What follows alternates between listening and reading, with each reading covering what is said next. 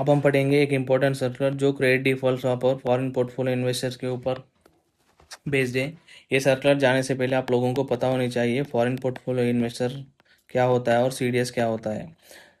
Foreign portfolio investor को समझते हैं जो इन्वेस्टर विदेशी में रह के इंडिया में इन्वेस्ट करना चाहते हैं, उसको फॉरेन पोर्टफोलियो इन्वेस्टर कहते हैं।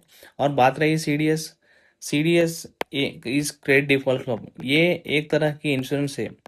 सेम बैंक में इंश्योरेंस कैसे काम करेगी उसी वे में फॉरेन पोर्टफोलियो इन्वेस्टर के लिए भी इंश्योरेंस की तरह काम करेगी।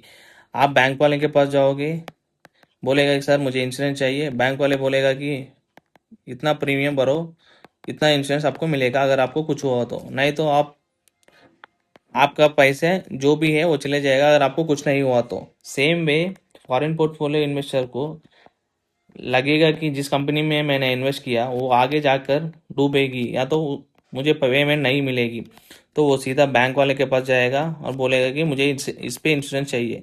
बैंक वाले कुछ ना प्रीमियम लेके उसको इंश्योरेंस देगा। अगर कंपनी डूब गई तो आगे जाके फॉरेन पोर्टफोलियो इन्वेस्टर को इंश्योरेंस मिलेगा, नहीं तो जो भी प्रीमियम्स इसने इंश्योरेंस लिया वो चले जाएगा। ये सेम इंश्योरेंस की तरह ही ये फॉरेन पोर्टफोलियो इन्वेस्टर के लिए एक प्रोटेक्शन है बचने के लिए।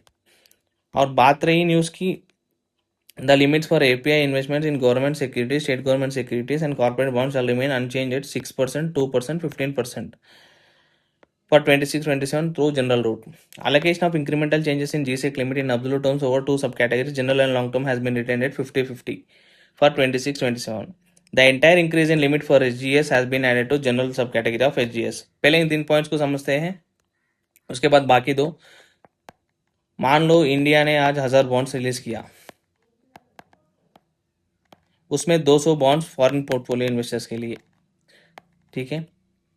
तो अगर ये गवर्नमेंट सिक्योरिटीज है तो इसमें एक फॉरेन पोर्टफोलियो इन्वेस्टर 6% की लिमिट ही ले सकते हैं। अगर स्टेट गवर्नमेंट सिक्योरिटीज है तो इसमें 2%, अगर कॉरपोरेट बॉन्ड्स है तो 15%, मतलब इतना ही लिमिट ले सकते हैं इसमें एक फॉरेन पोर्टफोलियो इन्वेस्टर।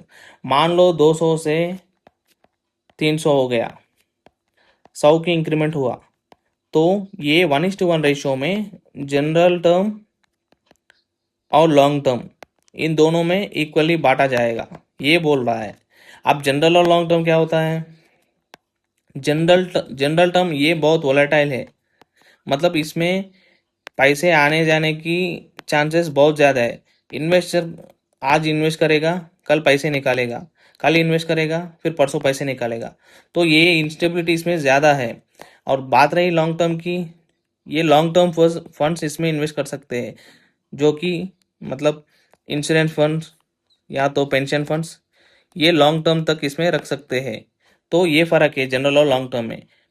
तो अगर इंक्रीमेंट हुआ तो जनरल और लॉन्ग टर्म में आधा आधा बांटनी चाहिए, अगर वो स्टेट गवर्नमेंट सिक्योरिटीज है तो। अगर वो स्टेट गवर्नमेंट सिक्योरिटीज है तो इसमें सीधा जनरल में जाएगा। मान लो यहाँ स्टेट गवर्नमेंट सिक्योरिटीज में 100 की इंक्रीमेंट हुआ, वो सीधा जाएगा जनरल में 100 का 100, ना कि लॉन्ग टर्म में। वहाँ सेंट्रल गवर्नमेंट सिक्योरिटीज में तो आधा आधा, यहाँ स्टेट गवर्नमेंट सिक्योरिटी तो सीधा 100% जाएगा जनरल में। तो फर्क इतना है। और यहाँ बोल रहा है कि all investment by eligible investor in the specified security shall be record under fully accessible route with effect from 1/2026 April. Existing and future investments under the voluntary retention route shall be subject to investment limits stipulated for FPI investments under general route. अब fully accessible root और voluntary retention root को समझते हैं। ये fully accessible root, इसमें cap की limit की कोई कैप नहीं है। आप जनरल रूट से इन्वेस्ट कर सकते हैं, आके फिर फुल्ली एक्सेसिबल रूट के थ्रू आके लिमिट भी ले सकते हैं। इसमें कैप की कोई लिमिट नहीं है, लेकिन ये कुछ स्पेसिफाइड गवर्नमेंट सिक्योरिटीज के ऊपर ही अप्लीकेबल है फुल्ली एक्सेसिबल रूट। इसमें लिमिट जितना चाहे उतना ले सकते हैं, जब चाहे तब एग्जिट कर सकते हैं, ये एक फ्लेक्सिबल है। और वॉलंटरी रिटेंशन रूट, इसमें आरबीआई और इन्वेस्टर के बीच में एक म्यूचुअल रिलेशन की तरफ है। अगर आप वॉलंटरी रिटेंशन रूट के थ्रू ज़्यादा सालों तक रखोगे तो उस हिसाब से आपको बेनिफिट मिलेगा। तो ये वॉलंटरी रिटेंशन रूट, ये समझो एक वीआईपी की तरह, वीआईपी की एंट्रेंस की तरह है। ठीक है, आप जितना लॉन्ग टर्म तक रहोगे उतना बेनिफिट्स आपको इसमें मिलेगा। अब ये बोल रहा है कि April 1, 2026 से जो भी तुम वीआरआर के थ्रू लिमिट लोगे ना, वीआरआर के थ्रू आप लिमिट लोगे ना, वो जनरल में काउंट होगा। इससे पहले क्या था, आप जनरल में मान लो आपकी लिमिट है 100, आप जनरल में 100 लेके फिर वीआरआर के थ्रू आके फिर लिमिट ले सकते हैं और 100 की या तो 200 की। लेकिन अब क्या हो गया, आप April 1, 2026 के बाद मान लो आपकी लिमिट है 90, तो आप वीआरआर के थ्रू 10 ही ले सकते हैं। मान लो आपकी लिमिट जनरल रूट में आपकी लिमिट पूरा खत्म हो गया, तो आप वीआरआर के थ्रू आगे। अब हम देखते हैं एक और इम्पोर्टेंट सर्कुलर को। पहले सर्कुलर को पढ़ते हैं, उसके बाद मैं एक्सप्लेन करूंगा। Authorised dealer shall not offer non-deliverable derivative contracts, deliverable forward, non-deliverable forward involving INR to resident or non-resident users. Authorized dealers may however continue to offer deliverable foreign exchange derivative contracts to users to meet their hedging requirements, provided that the user does not undertake offsetting non-deliverable derivative positions. For this purpose, the authorized dealers may call for such information documents they deem necessary for complying with requirements. यहाँ बोल रहा है कि पहले authorise dealers को समझते हैं। Authorise dealers कौन होता है, जो आरबीआई की प्रायर अप्रूवल लेके फॉरेक्स में डील करेगा। मतलब मोस्टली कैटेगरी 1 बैंक्स होगा, एक्सिस बैंक, आईसीआईसीआई, एसबीआई, ये बैंक्स आरबीआई से प्रायर अप्रूवल लेके फॉरेक्स में डील करेगा। फॉरेक्स मतलब फॉरेन एक्सचेंज, मतलब डॉलर, यन, यूरो, इसमें डील करेगा। तो ये होता है ऑथराइज डीलर्स। यहाँ बोल रहा है authorise dealer shall not offer non deliverable derivative contract. पहले कॉन्ट्रैक्ट को समझते हैं। कॉन्ट्रैक्ट क्या होता है, एक तरह की म्यूचुअल अग्रीमेंट है। डिलीवरेबल फॉरवर्ड या नॉन डिलीवरेबल फॉरवर्ड और नॉन डिलीवरेबल फॉरवर्ड के बीच अंतर समझते हैं पहले। डिलीवरेबल फॉरवर्ड है या कॉन्ट्रैक्ट, मतलब इसमें एक्चुअली डॉलर्स की एक्सचेंज होगा, और नॉन डिलीवरेबल फॉरवर्ड इसमें सिर्फ और सिर्फ प्रॉफिट ही सेटल होगा, प्रॉफिट का ही सेटलमेंट होगा। पहले एग्जाम्पल लेके समझते हैं। मान लो रवि ने यूएसए से कार्स की इंपोर्ट किया, मान लो 100 कार्स इंपोर्ट किया। जो भी पेमेंट रवि करना है वो 3 महीने के बाद पेमेंट करेगा। किसको, यूएसए डीलर को। तो रवि सीधा बैंक के पास जाएगा और बोलेगा कि मुझे ये आज डॉलर की प्राइस है 80, तो इस पे लॉक कर दो, 3 महीने के बाद मैं उसको पैसे देना है। तो बैंक एक कॉन्ट्रैक्ट साइन करके उस पर 80 पे लॉक करेगा। ठीक है, 80 पे लॉक करेगा। 3 महीने के बाद डॉलर की इंक्रीमेंट जितना भी हो, इंक्रीमेंट हो या डिक्रीमेंट हो, बैंक यूएसए डीलर को डॉलर्स में सेटल करेगा। ये होता है डिलीवरेबल फॉरवर्ड। और बात रही नॉन डिलीवरेबल फॉरवर्ड, मान लो राम और श्याम है, 2 पर्सन। तो राम आज बोलेगा कि यार श्याम, कल डॉलर की प्राइस 80 होगा, फिलहाल 70 है, 80 होगा। और श्याम बोलेगा कि 80 नहीं 90 होगा। तो ये दोनों आपस में बेट करेगा कि इंक्रीमेंट होगा या डिक्रीमेंट होगा। तो आगे जाके इंक्रीमेंट डिक्रीमेंट होगा ना, अगर हो गई तो उस हिसाब से मान लो 80 से 70 हो गया, तो ये बोला है कि 70 होगा, तो इसको प्रॉफिट होगा ना। ये प्रॉफिट श्याम राम को सेटल करेगा, सिर्फ और सिर्फ प्रॉफिट को। यहाँ डॉलर्स में सेटलमेंट नहीं होगा, सिर्फ और सिर्फ प्रॉफिट ही सेटल होगा। ये इसको बोलते हैं नॉन डिलीवरेबल फॉरवर्ड। यहाँ डिलीवरी नहीं हो रहा है, लेकिन यहाँ रवि की केस में एक्चुअली डॉलर डिलीवर हो रहा है। तो ये फर्क है डिलीवरेबल फॉरवर्ड और नॉन डिलीवरेबल फॉरवर्ड में। अब न्यूज को समझते हैं। ऑथराइज, आप लोगों को समझ आ गया है कि ऑथराइज डीलर्स कौन होता है, डिलीवरेबल कॉन्ट्रैक्ट क्या होता है। और यहाँ बोल रहा है authorise dealer may however continue to offer deliverable foreign exchange derivative contracts to users to meet their hedging requirements, provided that the user does not undertake offsetting non deliverable derivative position. For this purpose the authorise dealers may call for such information document from users they deem necessary for complying with the requirements. Ravi ने lock किया ना, 80 पे lock किया, contract sign करके। ये हो गई हेडजिंग। ये जेन्यून रीजन है। रवि जेन्यूनली कंसर्न है कि अगर डॉलर की रेट ऊपर नीचे हो गए तो दिक्कत होगा, इसीलिए वो आके हेडजिंग किया, मतलब लॉक करके जेन्यून पर्पस के लिए लॉक किया। मान लो एक और केस लेके समझते हैं, रवि ने लॉक किया यहाँ पे 80 पे लॉक किया। फिर रवि क्या करेगा, सीधा एक और मार्केट में, दूसरे मार्केट में जाके बेट करेगा कि डॉलर की प्राइस डिक्रीज होगा।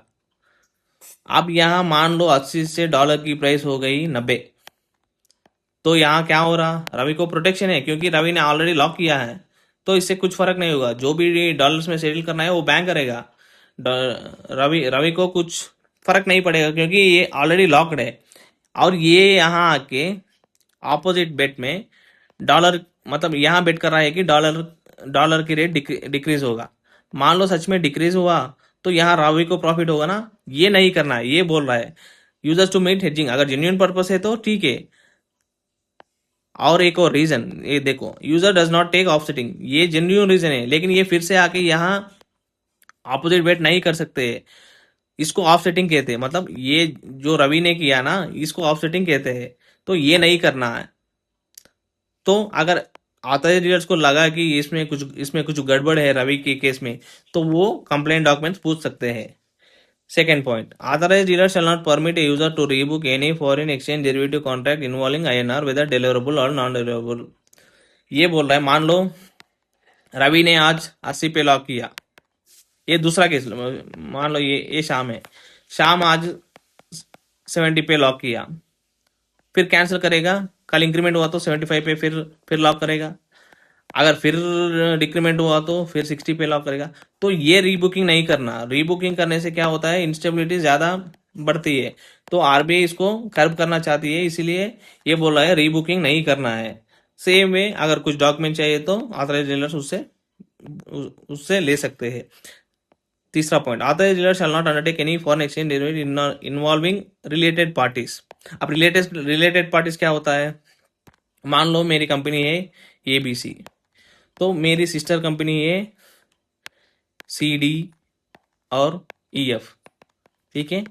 इन दोनों के बीच में ये डेरिवेटिव कॉन्ट्रैक्ट नहीं होनी चाहिए। क्यों नहीं होनी चाहिए, क्योंकि सेम रवि की केस ही ले लो। रवि ने क्या किया, यहाँ प्रोटेक्शन लिया, फिर जाके ऑपोजिट बेट किया।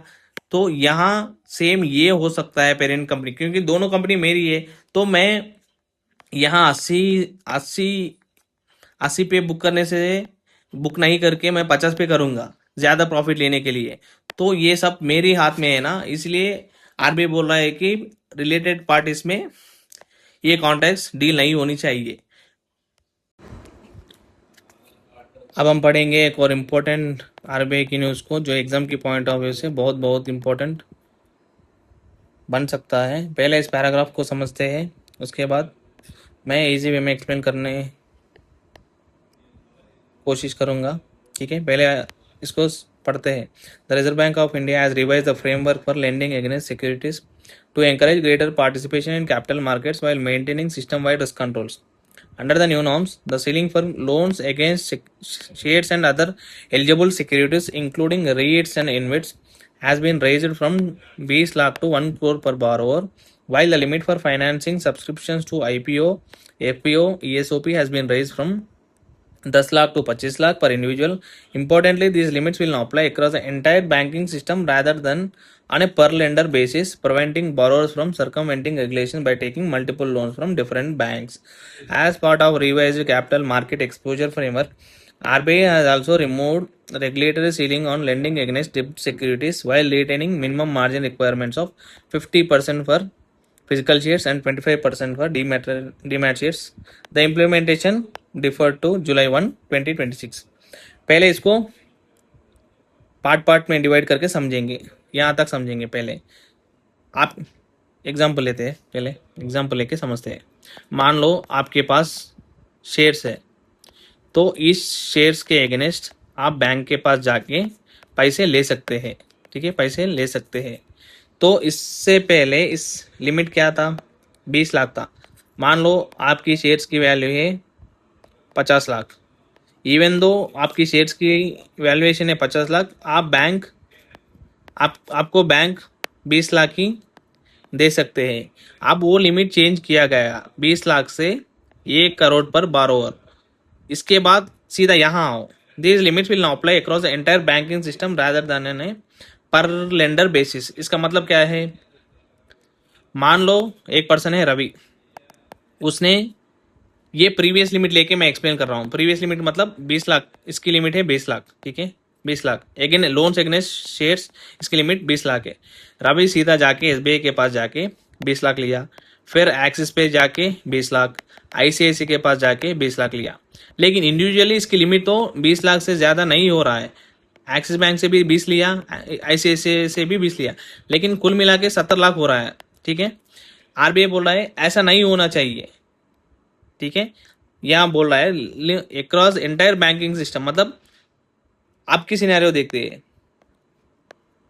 आप क्या सिनेरियो, 1 करोड़ है ना, आप रवि सीधा एसबीआई के पास जाके 80 लाख लिया मान लो, उसके बाद एक्सिस बैंक के पास जाके 20 लाख ही ले सकते हैं, क्योंकि पूरा कुल मिला के 1 करोड़ होगा across entire banking system.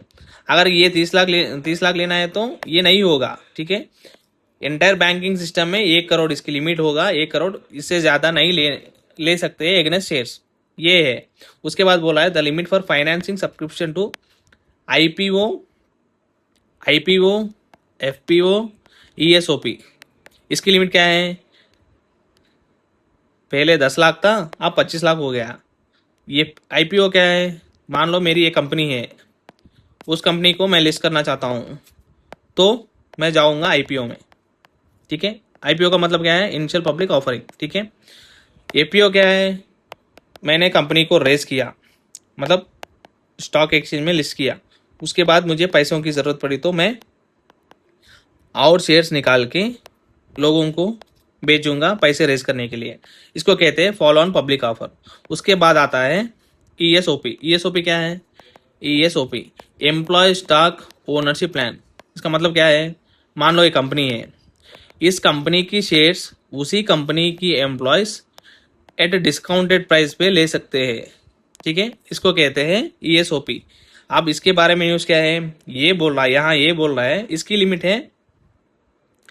Limit है 10 लाख से, पहले 10 लाख था, अब 25 लाख 25 लाख हुआ पर इंडिविजुअल, ठीक है। ये मैंने बोल दिया entire banking system rather than on per lender basis. क्यों, preventing borrowers from circumventing regulation by taking multiple loans from different banks, ठीक है। ये इसको कर्व करने के लिए ये लाया गया। As part of revised capital market exposure framework, RBI also remove the regulator ceiling on lending against listed डेब्ट सिक्योरिटीज।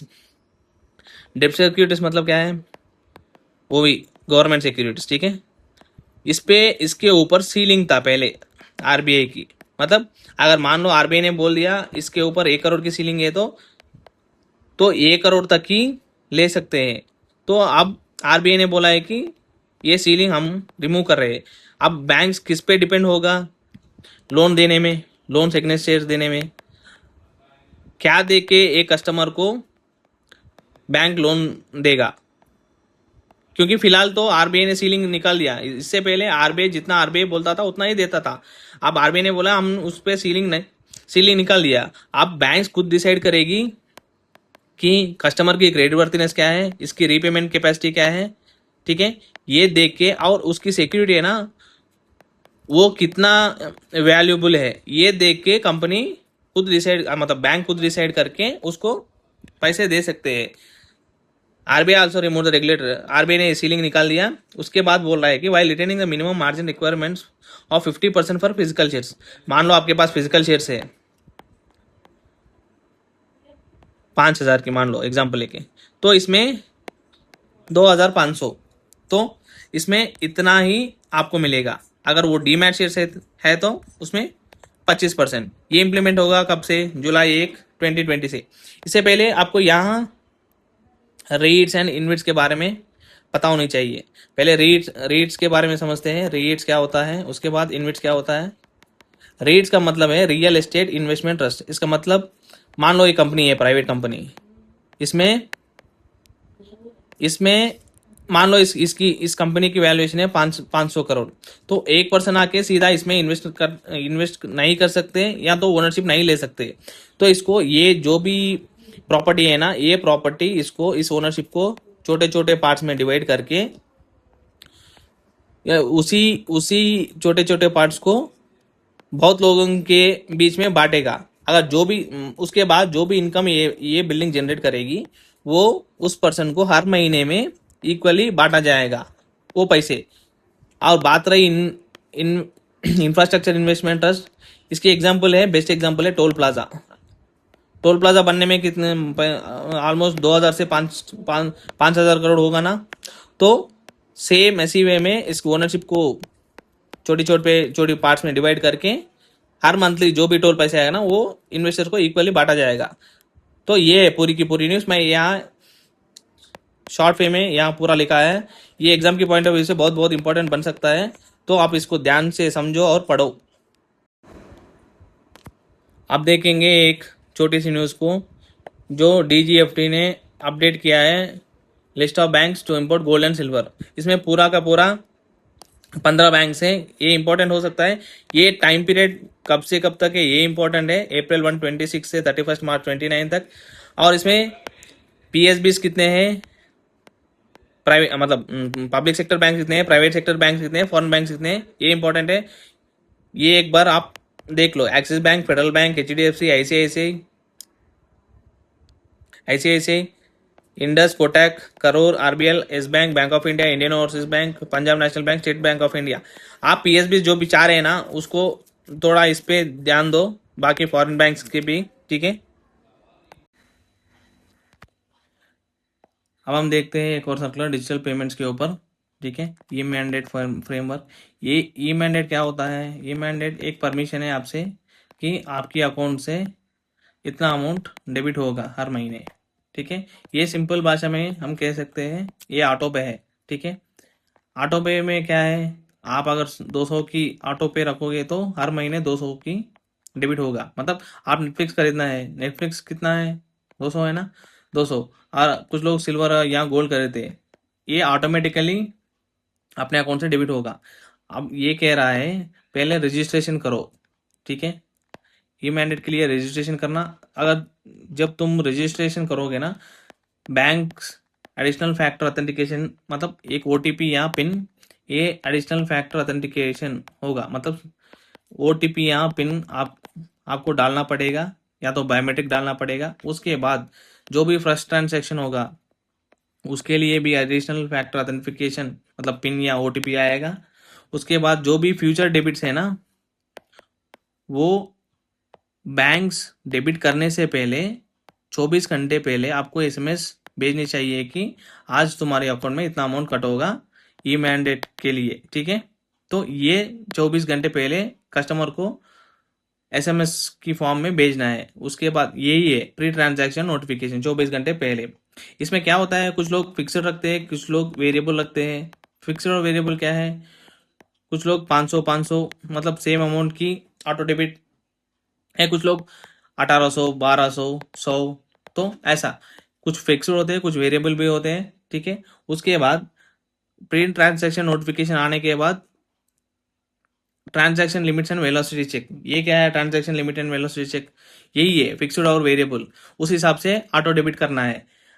अब इसमें लिमिट्स की इंपॉर्टेंट है। क्या लिमिट है? अगर नॉर्मल रिकरिंग, मतलब कुछ लोग म्यूचुअल फंड्स में भी इन्वेस्ट करते हैं ना, अगर वो रिकरिंग है, मतलब हर महीने इतना ही अमाउंट ऑटो डेबिट करना है, तो वो लिमिट 15,000 है। मतलब इतना अमाउंट आप हर महीने बिना ओटीपी के जरिए ट्रांजैक्शन कर सकते हैं। कुछ स्पेशल कैटेगरी भी है, उस स्पेशल कैटेगरी में इंश्योरेंस है, म्यूचुअल फंड्स है, क्रेडिट कार्ड है। ये बिना ओटीपी 1 लाख तक ये मैंडेट, मतलब ये मैंडेट को फॉलो कर सकते हैं, मतलब 1 लाख तक ऑटो डेबिट कर सकते हैं, ठीक है। अगर 1 लाख से 1 रुपये भी ज्यादा हुआ ना, तो एडिशनल फैक्टर ऑथेंटिकेशन होना जरूरी है, मतलब पिन एंड ओटीपी होना जरूरी है। सिंपल भाषा में समझो, ये ऑटो पे की तरह काम करेगा, ठीक है। और लिमिट देखो, रिकरिंग पेमेंट है तो 15,000 तक, नो मतलब 15,000 तक कोई ओटीपी की जरूरत नहीं है, ठीक है। और अगर वो 1 लाख से ज़्यादा है तो एडिशनल फैक्टर ऑथेंटिफिकेशन की ज़रूरत है। ठीक, अब हम देखते हैं आरबीआई की एक important news, revamping of NBFC classification framework. ये न्यूज़ जाने से पहले आपको शायद पता है एनबीएफसी कितने तरह की होते हैं, deposit taking, non deposit taking.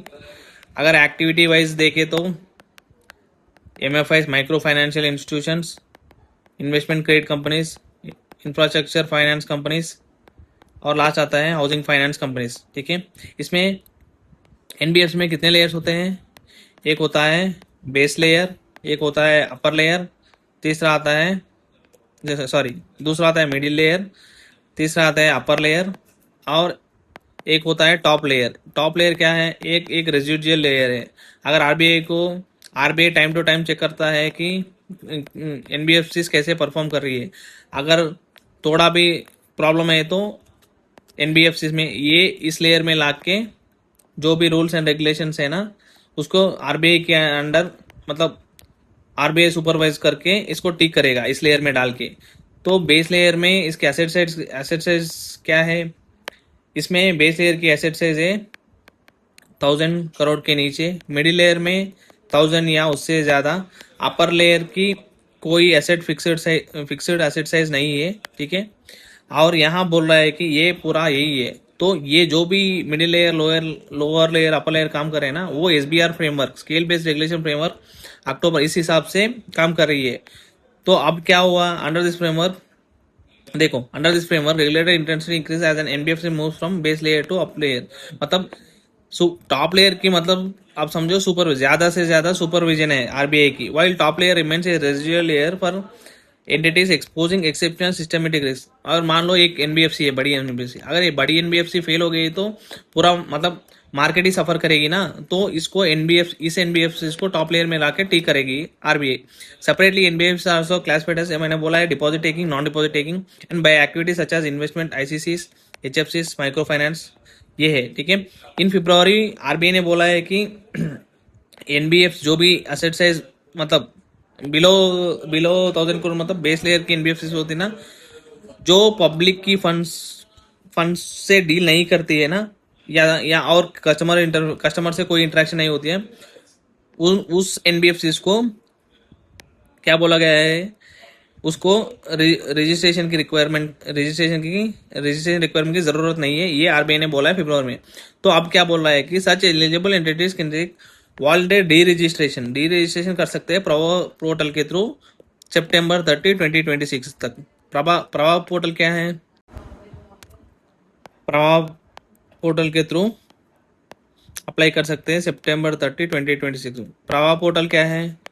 इसकी फुल फॉर्म बहुत इंपॉर्टेंट है, platform for regulatory approval, validation and authorization. ये बहुत बहुत इंपॉर्टेंट है, ध्यान रखो। अब हम पढ़ेंगे एक सर्कुलर जो नोट्स के काउंटरफिट नोट्स के ऊपर बेस्ड है। इसमें कुछ इंपॉर्टेंट नहीं है, जो इंपॉर्टेंट है मैं यहाँ बुलेट्स में मार्क किया, इसको हम पढ़ते हैं। और इसमें एक और इम्पोर्टेंट है, सॉइल नोट्स की लिमिट कितना एक्सचेंज कर सकते हैं एक कस्टमर आके काउंटर पे, तो वो इम्पोर्टेंट हो सकता है। उसके बाद बंडल क्या है, पैकेट क्या है, वो इम्पोर्टेंट है। और नोट्स को कौन प्रिंट करता है, कॉइन्स को कौन मिंट करता है, ये सब इम्पोर्टेंट है। इसलिए मैं ये सर्कल रखा है ताकि मतलब आप अवेयर हो जाओगी कि क्या क्या पूछ सकता है एग्जाम में। पहले हम देखते हैं सॉइल नोट। सॉइल नोट क्या होता है? ये नोट ज़्यादा यूज़ करने की वजह से ये गंदा हो गया है, मतलब ये डर्टी है, तो इसको सॉइल नोट कहते हैं। बात रही म्यूटिलेटेड की, म्यूटिलेटेड नोट्स में एक पार्ट मिसिंग है, कुछ ना कुछ पार्ट तो मिसिंग है, इसको म्यूटिलेटेड नोट्स कहते हैं। और इम्परफेक्ट नोट क्या होता है? इम्परफेक्ट नोट वो नोट जिसके ऊपर प्रिंटिंग मतलब प्रिंटिंग अच्छे से दिखता नहीं, या तो इसके ऊपर इंक स्टेन्स होगा। ठीक है, इसको इम्परफेक्ट नोट कहते हैं। मतलब कुछ कुछ नोट्स वॉशिंग मशीन में डालने के बाद उसका पूरा मतलब उसका अपीयरेंस ही बदल जाता है ना, उस नोट्स को हम इम्परफेक्ट नोट्स कहते हैं। ये तीन तरह के नोट्स काउंटर पे एक्सचेंज कर सकते हैं।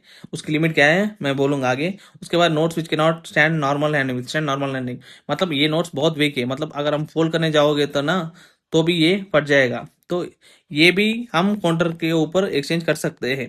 प्रोसीजर क्या है एक्सचेंज करने की? Soil, mutilated and imperfect notes, हम उसको देखते हैं। और काउंटरफेट नोट क्या होता है? काउंटरफेट नोट्स और notes are nothing but fake notes, है ना।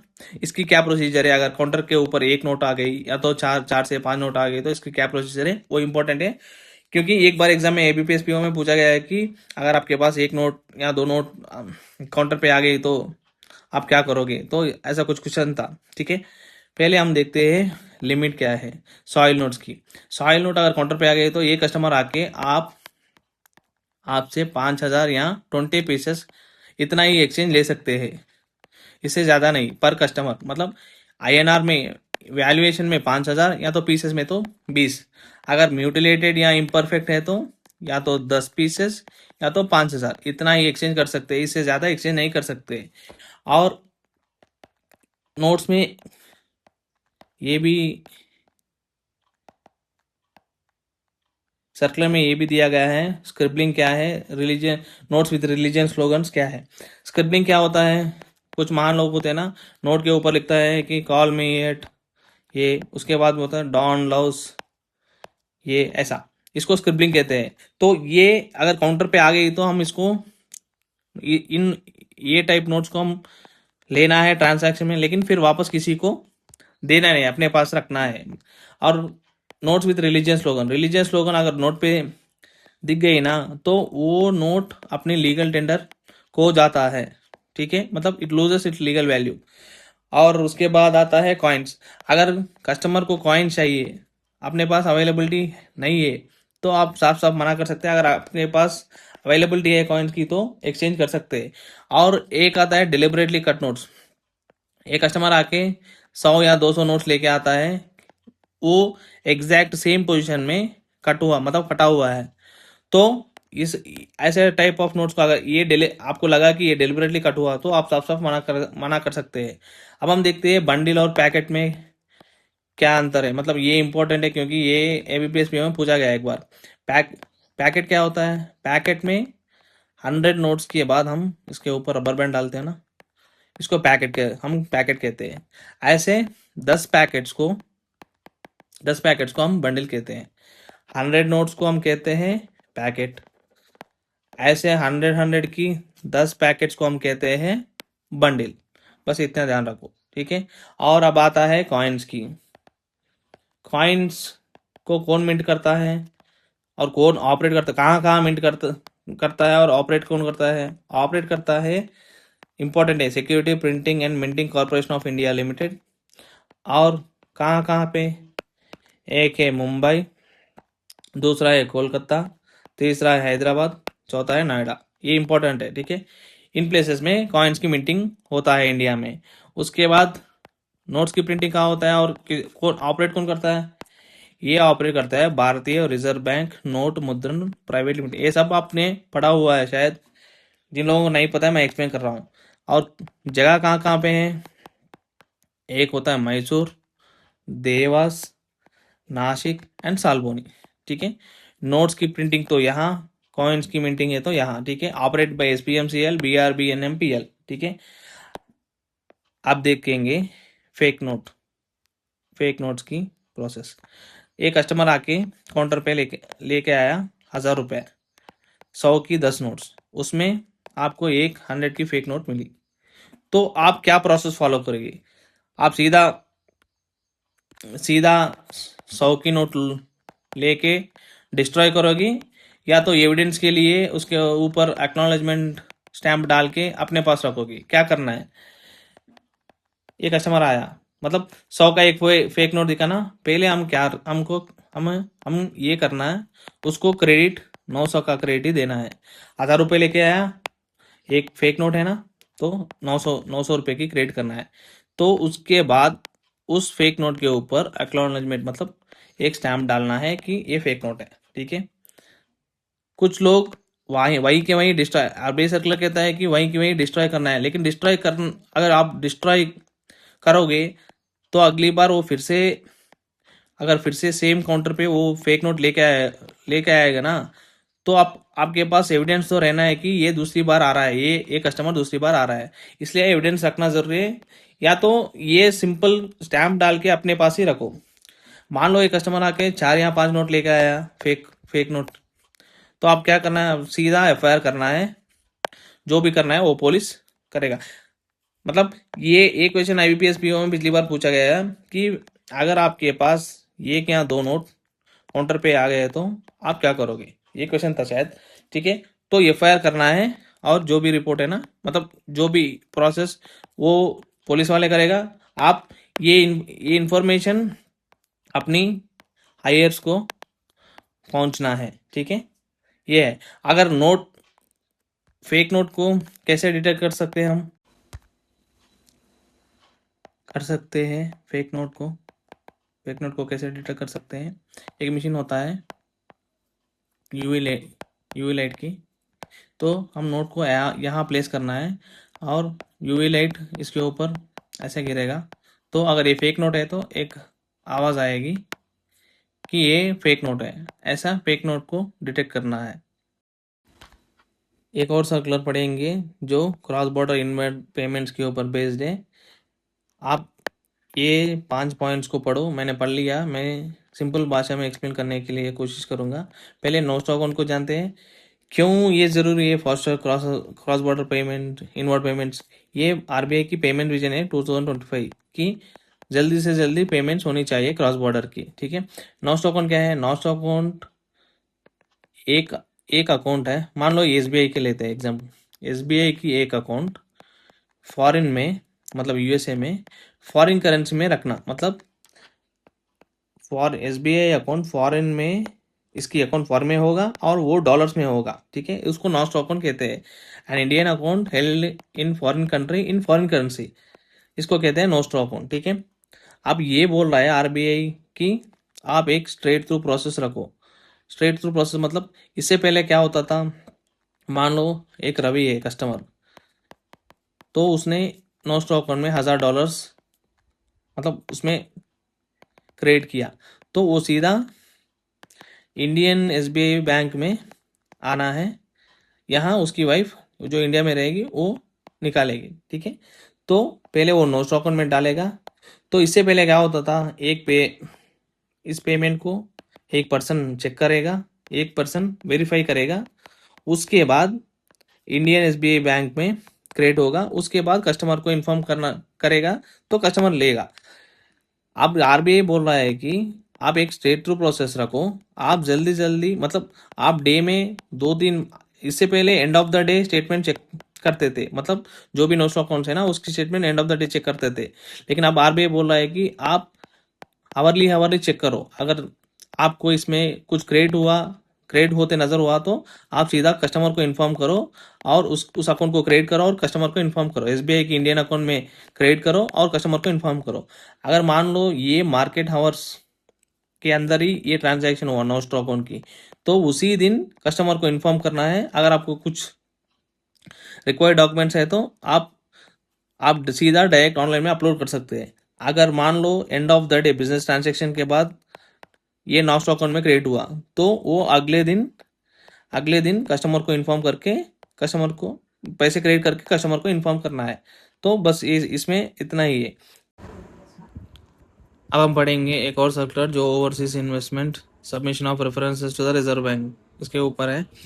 इसमें क्या है, अगर मान लो एक इंडियन रेजिडेंट है, उसको ओवरसीज इन्वेस्टमेंट करना है, तो वो आरबीआई की प्रायर अप्रूवल लेता था। आरबीआई की प्रायर अप्रूवल सीधा जाके नहीं ले सकते, ये सीधा पहले जाता था ऑथराइज डीलर के पास, और ऑथराइज डीलर्स उस रेफरेंस को फॉरेन एक्सचेंज डिपार्टमेंट जो आरबीआई की सेंट्रल ऑफिस है वहां भेजता था। उसके बाद ये रेफरेंस एक्सेप्ट होता था। लेकिन अब क्या बोल रहा है कि जो भी रेफरेंसेस आएगी April 1, 2026 से, वो एक unique identification number with prefix के साथ आएगा। तो ये 7 रीजनल ऑफिसेस में वो रेफरेंसेस उस यूनिक आइडेंटिफिकेशन नंबर के हिसाब से जाएगा, और जो भी रेफरेंस होगा वो ये 7 रीजनल ऑफिसेस डील करेगी एरिया की वाइज यूनिक आइडेंटिफिकेशन नंबर लेके। तो पहले क्या होता था, ऑथराइज डीलर, पहले इन्वेस्टर, ऑथराइज डीलर, उसके बाद forex department, RBI central office, ये होता था। अब क्या होता है, सीधा ऑथराइज डीलर से 7 रीजनल ऑफिस में कोई एरिया की वाइज से यूनिक आइडेंटिफिकेशन नंबर की वाइज एक रीजनल ऑफिस में जाएगा इस रेफरेंस, ठीक है। और जो भी वैलिड डॉक्यूमेंट्स है ना, वो वैलिड डॉक्यूमेंट्स ऑथराइज डीलर्स सीधा प्रवाह पोर्टल पर ऑनलाइन सबमिट करना है, ठीक है। जो भी रेफरेंसेस है ना, उसको वो प्रवाह पोर्टल पे अपलोड करना है, ये बोल रहा है ये सर्कुलर।